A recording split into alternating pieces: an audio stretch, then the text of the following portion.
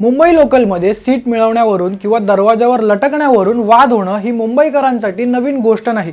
पण सध्या पावसाचे दिवस सुरू आहेत आणि याच पावसात फास्ट लोकलमध्ये एक असा भयंकर प्रकार घडलाय जो ऐकून तुमच्या अंगावर अक्षरशः काटा येईल। फक्त रेल्वेचा दरवाजा बंद करण्याच्या वादातून एका 22 वर्षाच्या तरुणाची थेट चाकूने वार करून हत्या करण्यात आली। घटना घडली आहे वेस्टर्न रेल्वेच्या चर्चगेट ते नालासोपारा फास्ट लोकलमध्ये। 22 वर्षाचा मयंक लोहार आणि आरोपी हे दोघंही अंधेरी फास्ट वरून एकाच फर्स्ट क्लास डब्यात चढले होते। बाहेर मुसळधार पाऊस सुरू होता।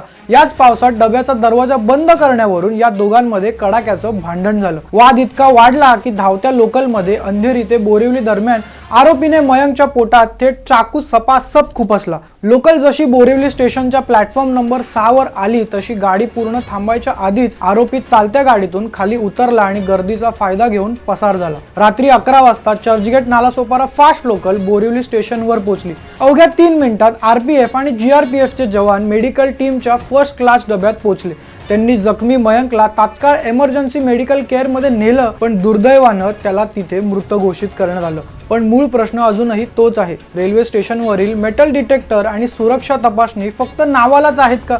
कमेंट करून नक्की सांगा आणि अशाच महत्त्वाच्या अपडेटसाठी सबस्क्राइब करा जबरी खबरीला।